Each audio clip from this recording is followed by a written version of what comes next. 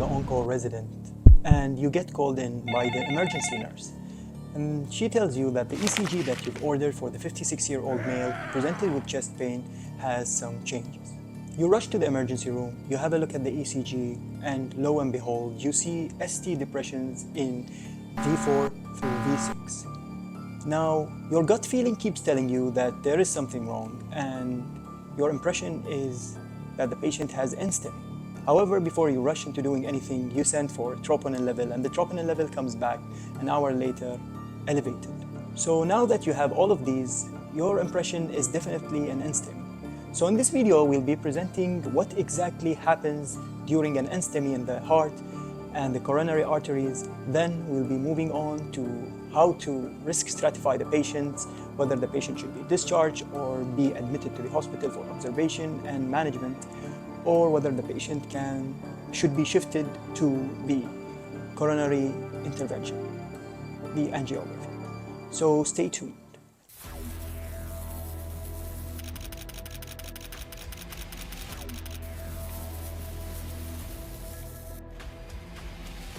Now, for the pathophysiology of the patients who present with NSTEMI, what happens is that it's slightly different from what a STEMI is. So in a STEMI, you have a coronary artery that's totally occluded, thus no blood perfusion actually happens, and thus the tissue behind that actually dies. However, in NSTEMI, there is a partial occlusion that happens.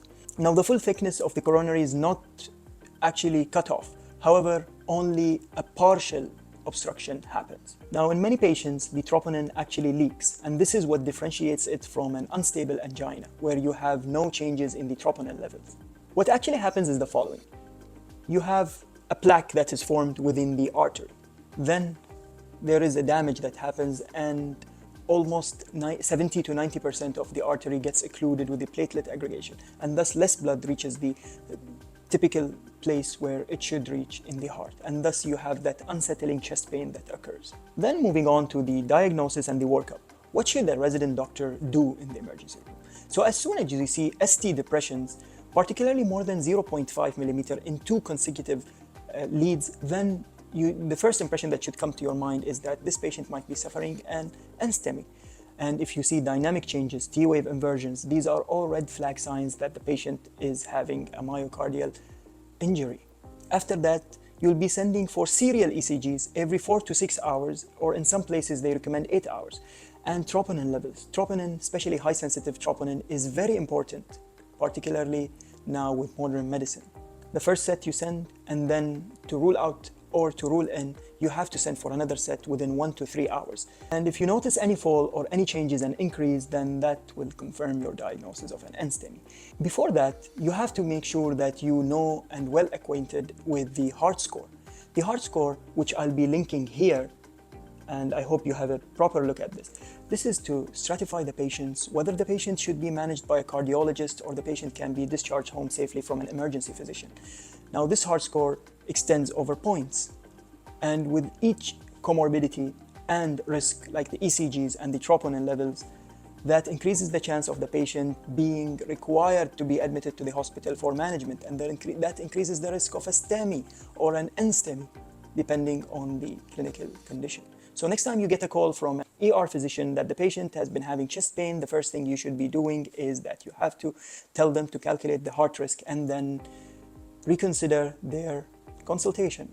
So for the heart score, you have the 0 to 3, that's a low risk. Then from 4 to 6, you have a moderate risk, and anything above that is high risk. So the next time you, as an emergency physician, actually suspect a STEMI or an NSTEMI, directly start with aspirin loading dose.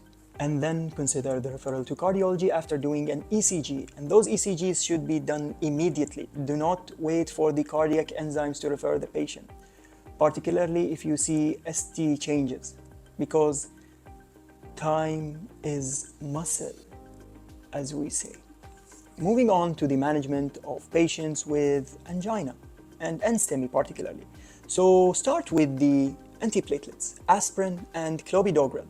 Then you can add in either heparin, enoxaparin, or even better, for fondaparinux. You can give those subcutaneous as well. Then you can add nitroglycerin. Also, make sure you start the patients on statin. Now, There are multiple ways to manage patients with the statins. You can either give 40 mg HS, which is basically at night, or 80 mg, which is even better. Now, this is all to prevent the risk of reinfarction happening. And according to the new guidelines now, they recommend to start oxygen if the saturation is below 90%. Also, make sure you give the patients morphine. Morphine is very important because heart attacks are relatively very severe, and morphine can be used as a treatment. Now, if you forget or you got lost in whatever I was saying, then only remember MONA. Morphine, oxygen, nitroglycerin, and aspirin. Those are your MONAs. In the past, they used to use fibrinolysis. However, fibrinolysis is not recommended nowadays, unless there is a hospital with no coronary intervention. Now, fibrinolysis usually is used for a full occlusion, such as in patients with STEMI. STEMI, which is ST segment elevation myocardial infarction. Now, if the patient has STEMI and you see an ST segment elevation in the leads of the heart, then they're better off going to coronary intervention.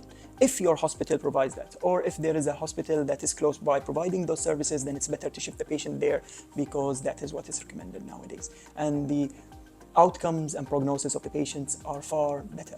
If you do not have that, then opt for fibrinolysis if your hospital still uses those. For the admission criteria, that is something very important. Now, if the patient has a heart score more than 4, then that is an indication for admission. The second thing, if the patient continues having chest pain after being given a loading dose of aspirin or even a loading dose of clopidogrel, which are antiplatelets, and if there are repeated ECGs with worsening values or there are repeated troponins with worsening values, then those are all indications to admit the patient. Now, to wrap up all of this and to make sure that we got on information properly. Number one, we talked about the pathophysiology, and that includes what happens in an NSTEMI. An NSTEMI is nothing but a partial occlusion of a coronary artery that leads to a severe ache in the chest. Then we talked about the referral, the emergency physicians, and what the cardiologist should do. So make sure you measure the heart score. And as we've said, from 0 to 3, that's a low risk, and then from 4 to 6, that's a moderate risk, and finally from 7 and above, that's high risk. Then for the treatment, start with an ECG. An ECG should not be delayed. Once you do an ECG, directly administer aspirin if you see changes, and then refer to cardiology. Don't just wait for the troponin.